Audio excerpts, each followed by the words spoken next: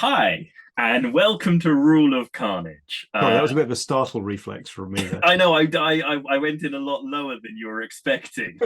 You were prepping yourself to be startled, and I slid in there, a little bit more smoothly than Hi. hi.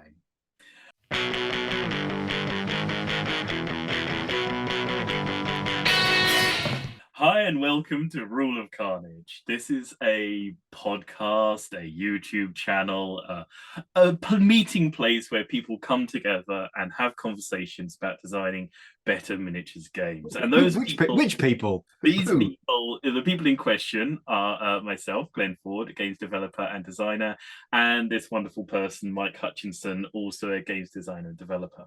Hello, Um, y'all.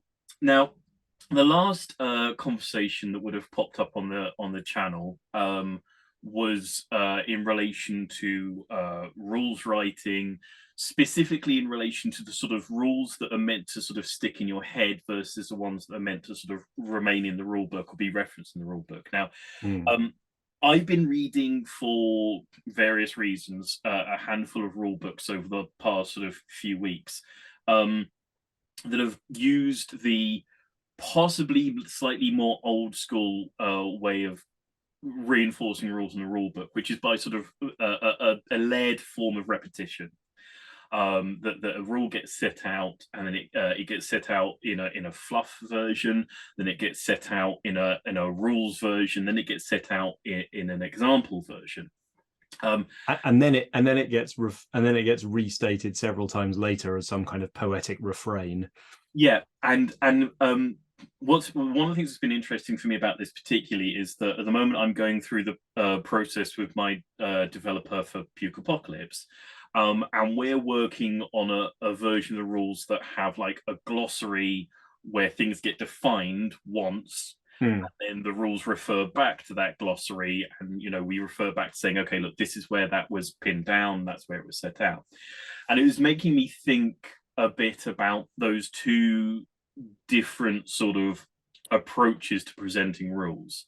The version, and one of the things that was particularly interesting about some of the rule books I've been reading these past few weeks is that they set out the rule in this three-stage version, Mm. and then next time the rule pops up, or next time the rule in question gets referenced, they set it out again in their 3-point version, and again and again and again. And they don't sort of say, okay, well, this is a place where I've put it and I'll define it there. They sort of repeat it over and over. And Yeah. for me, I frankly found that just exhausting reading those rule books, absolutely draining. Mm. And it's interesting because you like, as we've sort of chatting about this before coming on the record, you talked about it as the difference between like, and I think you alluded to there with that sort of poetic refrain idea, is that it's almost like the difference between the sort of the oral tradition of telling stories versus a sort of a coding approach to things where it's like, Right. Because like I'm aware, like this to me, because literally he lays some of this out in his book.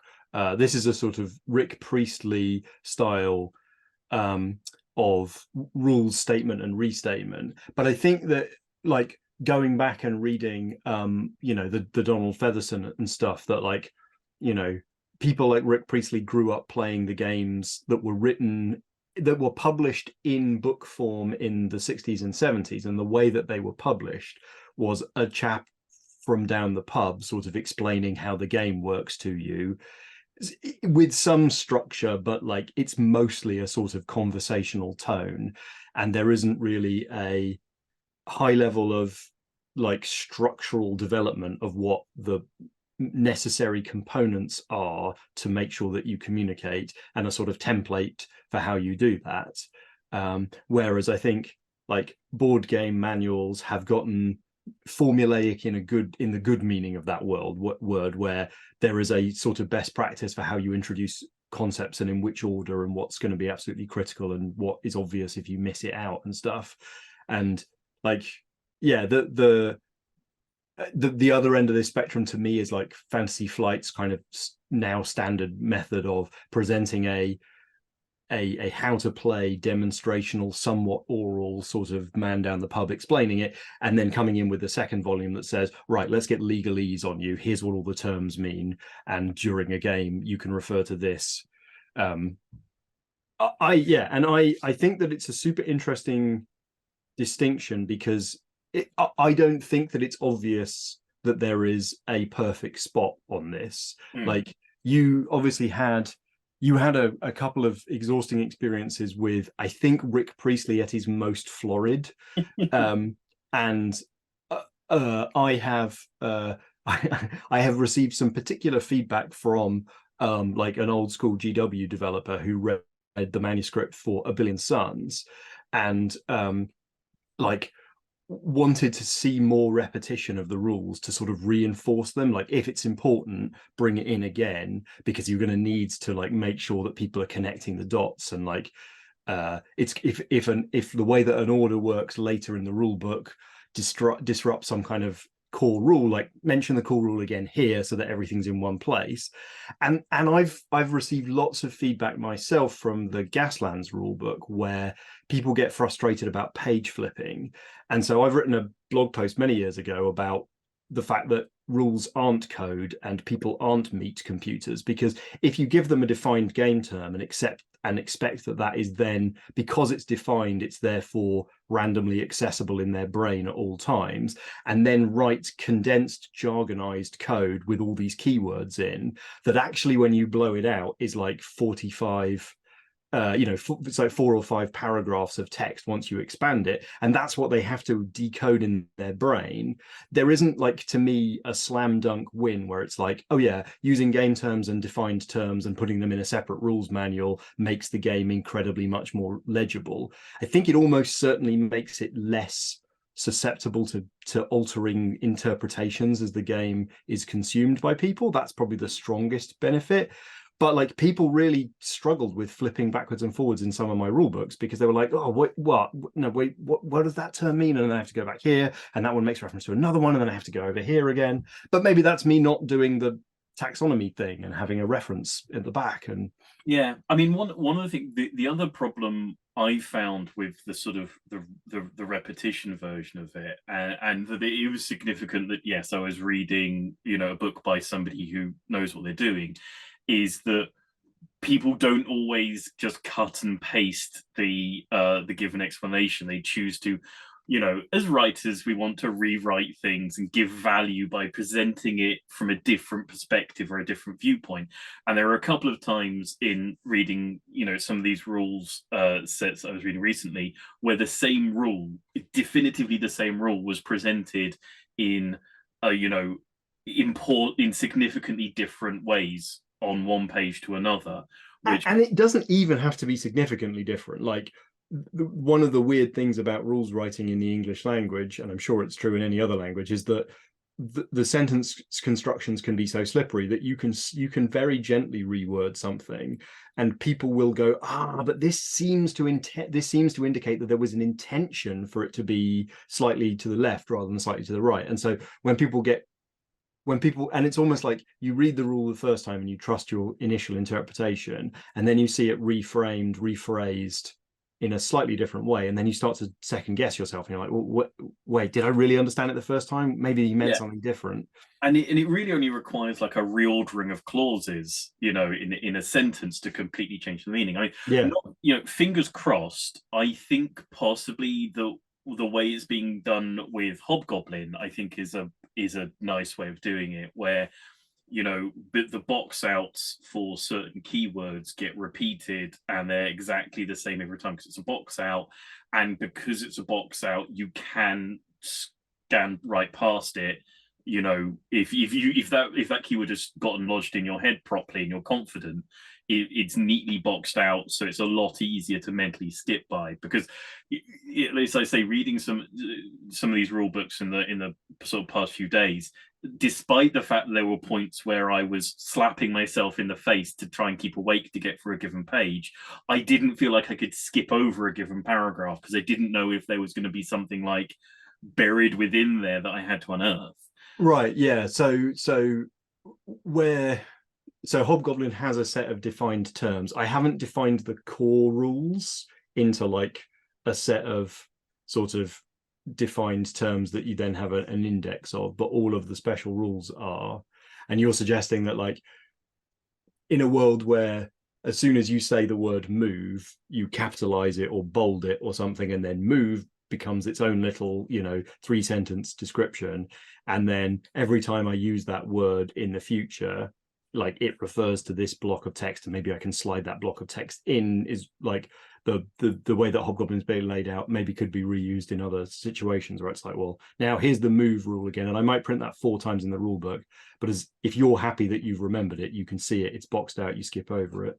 Yeah, and I But I think mean, I think this is it as well. Is like I find this, because I flip flopped on this as a fair bit. Like one of the things that I really dislike is an over what's the word I'm looking for? Like once you start pulling out game terms and capitalizing them, your rules can become just illegible garbage. And when you start making, and when you look at that and you go, well, that's illegible garbage, I have to just dial it back down. And maybe you start making editorial judgments about what game terms are worthy of being capitalized or not. You essentially blow the whole logic up, because like if because if you're making decisions about what is and isn't a game term worth defining, then what even is a game term, and the whole thing becomes very slippery. And so I have been leaning towards define the game term once and then allow myself to accept that that is a now normal English word in the context of this writing. And if I say move with a small m, it means capital M move, and that was defined 3 chapters back in core rules or something. Because then you can have sentences that look like real English, but you're in the magic circle, so they mean something. And then again, I think that approach is interesting because you go into that world of wanting to come up with unique game terms for like perfect acceptable words, because you say move. Move is a risky one because at some point you're going to want to say and then move that model over there. Oh, the game term move. No, just no. I meant just pick it Right, up. and so Hobgoblin's absolutely stone cold example of this. Like you can move a unit, there's only one defined way of moving a unit. Like technically when you remove a unit from play and lift it off the table and put it on the coffee table, like that's something other than moving inside the magic circle of Hobgoblin. Like that English word is reserved. Yeah, and then it's like you're in this place where you're like, oh, it's so weird. You end up sort of writing sentences where you're like, oh, I can't use that word because I've game termed that like useful word, and I've game termed that one, I've game termed that one, and then you write this sentence that's like ends up being really difficult to understand because you're not allowed to use any of the normal words for things. And that's when you sort of want to go back and go, right, okay, well, I'll stop using move. I'll call it, advance or march or charge or something. And I'll do that for all of those terms. And then you end up in that sort of netrunner place where everything is a weird sort of in-world fluff term, and reading Yeah, it. maybe. I mean that is the place that you can end up. But I do think there's a lot of happy middle ground there where like Yeah. so Perilous Tales nicks some of the Malifaux wording and then uses some sort of similar inspirations to define like I need you to know the difference between moving and placing. Like those are 2 different things. In our magic circle, moving is a little traveling along the tabletop, and place is you teleporting it from one place to another. Super useful distinction, can be used all over the place. Similarly, like there's often a distinction between within and completely within, and you have to define what that means, because neither of those phrases literally mean anything. Yeah, and I Well, think they don't mean different things literally, is what I mean. yeah, and I think a general rule of thumb, I would say that I think you can see in some of the type rule sets, you can see this in things like Malifaux, is that trying to use the same sentence structure in relation to similar operations is I think really strong and really useful. If it's like, I don't know, if you have That's interesting. I've never really thought about that. I do a lot of that in my day job, I like think if you sentence construction by templating. Like in order to achieve X, you have to do Y. Yeah, because because if it's like, okay, well, I've got to move and I've got to push and I've got to run, and they mean you know, going here at this rate, or going at this direction in this rate, or with this person controlling. Put like, I think it's really useful and very strong to put the subject and the object in the same order and use the same linking sort of words in each of those versions, because it helps your players to go, oh, that's the difference between these two rules, because everything else is the same. I can play, you know, which of these things is not like the others. And Mm.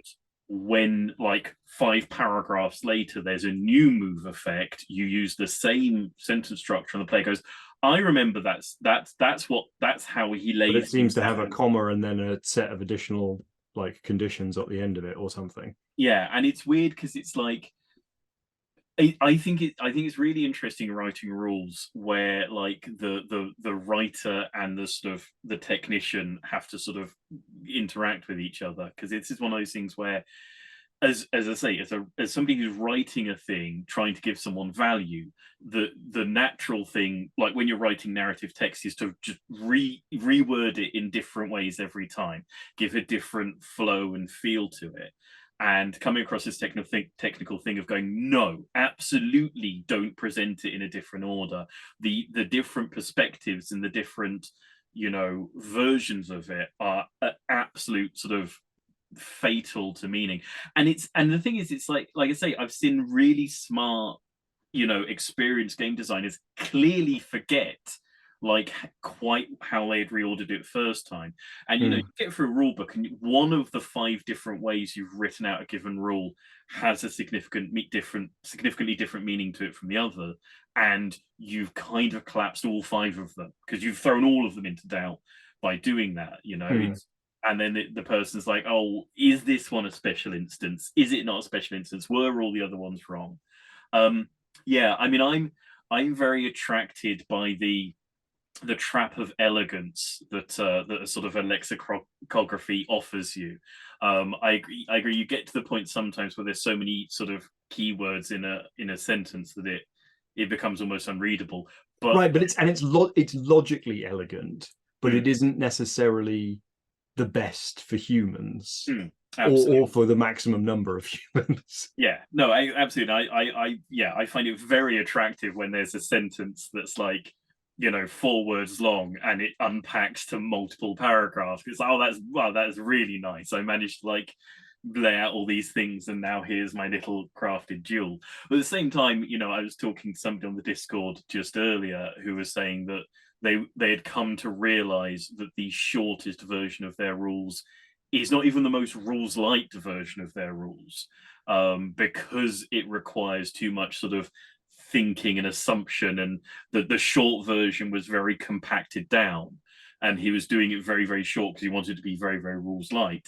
And it's like, well, actually, if that paragraph is a full page, and it's a full page that actually takes people by the hand a bit, and helps them through, that's actually, even though it's more words and covers more space, a more rules light version, because it's not. And rules like that, you mean more accessible? Yeah, well, I suppose in this case, I mean that rules that are lighter rather than there are less of them. We use the word rules light, not rules minimalistic. You know, and sometimes heavy can. You know, I've Yeah, read. I don't know. This is probably a whole separate conversation about Well, what we even possibly. mean by that term. Like metaphorically. I'm now doubting my understanding of what that word means, Yeah, what possibly. that It's phrase like means. metaphorically, I've read some, like, you know, a single paragraph in certain like PhD, you know, theses that is much heavier than entire books of, you know, fairy tales that I've come across. And I think sometimes rules minimalistic is not the same as rule as lightweight, as a lightweight experience for your readers with All those. right. So we're suggesting that chess is fairly minimal but not light. Yeah, I think that would be a very good example. Go is an incredibly minimal set of rules, but it is a very, very heavy set of rules. Mm-hmm. You know, if you want to Yeah, add, no, I think I was definitely conflating those two. yeah. Whereas, you know, I've got plenty of board games that have far longer rules manuals than Go does, but I would happily give it to an 8-year-old to play. You know, Yeah. and I think sometimes sort of accepting that more rules is not more words is not necessarily more complexity. Um, finding the patterns for the ways you're going to set your rules out, using, I think the boxing out thing is a worthwhile thing to look at, using graphic design to allow players to skim over things that they feel they've got bedded in, not overusing.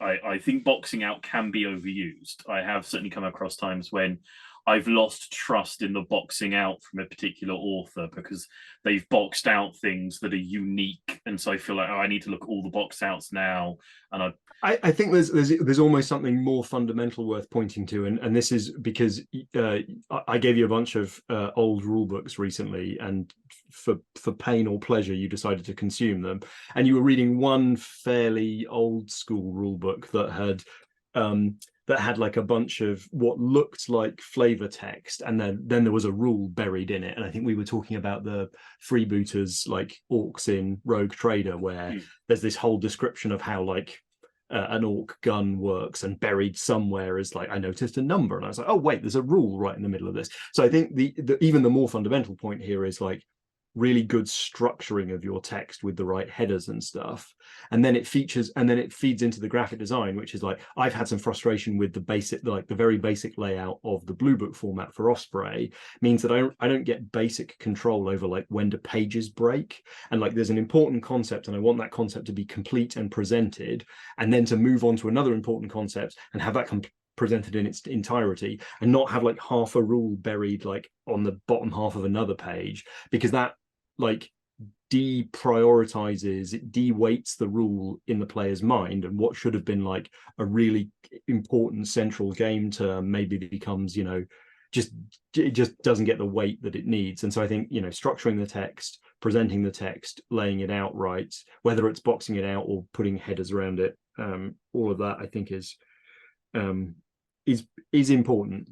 Yeah, absolutely. So yeah, I think in short, there's not like you say, so there's not a home run best option for these things. No, I mean, I will be completely honest. I despise the Fantasy Flight rules references. I cannot abide them. There's something about them that just like, it just rankles me. And I like dictionaries. I use dictionaries all the time, but like there's something about trying to figure out where to look it up that really breaks the sort of flow of the experience for me during the game. And I think that's a good example. I think the place where Fantasy Flight rulebooks sometimes have a problem is that it's not all it's you have to go on a treasure hunt for where this one has been referenced this time. It's not always, there's the glossary version and then there's the how to play version. Sometimes the rule isn't in the glossary version because they put it in the how to play version. Oh god, yeah, no, the whatever it is, the third edition of the Hunting Dracula game, Fury of Dracula, is just terrible for that.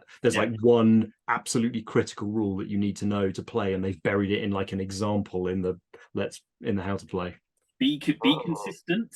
Be consistent. If you're going to make a lexicography or a glossary or whatever it is, get everything in there and go through it again and again and again and again. Don't get people relying on that thing and then bury the other piece of advice I've got is go and look at Esoteric Orders of Gamers rule summaries. He's written like 500 rule books essentially at this point. Like, he's the absolute master of summarizing rules. So if you want something to study, go look at Peter's work on the Esoteric Order of Gamers rule summaries. Absolutely. And with that recommendation, I think we'll sign off on this conversation. Rulebook writing is a tricky thing. I think there's a certain amount of taste. I like things that are quite sort of crunched down and legalese and codey, but that's because I would rather one page that's really hard to get through than 50 pages that are really hard to get through. It's not like it was easy reading the goddamn thing. But everyone I think has their different approach, their different themes, their different tastes. So you can't please all the people all the time. But if you have an opinion, if you like more examples, if you you love a box out, you love seeing a paragraph where there's about 20 bolded capitalized words in there, drop down into the comment section. Tell us how you interact with rules. Everyone I think has a slightly different way of sort of engaging with them, of what they want to see and how they want it presented. And then tell us your favorite rule book that did the thing that most triggers your favorite way of interacting with rules, because we need to read more rule books that have done it well, because it's difficult to champion them. And then as a piece of homework, if you're interested, because I did this for myself last year, like write a game in a completely conversational style that doesn't have any structuring of any kind. Like I sent you that one that I did where I'd been reading a bunch of Donald Featherstone books, and then I just like the spirit of the 60s wargaming overtook me, and I wrote something in that style, and it was quite enjoyable and interesting. And I might take some of that tone into a future project where it might make sense. Yeah, let us know, your favorite rule books, your favorite approaches. Drop into the comment section. Hit like and subscribe while you're down there. Swing by the Discord and talk to us about how you like your rules presented. Tell us to present them that way in the future, and what the hell, I might as well. But for now, this conversation, this rule of carnage, it's going to be a thank you and goodbye. So thank you and goodbye. Bye bye. Have you defined that thank you term? Bye. Bye bye.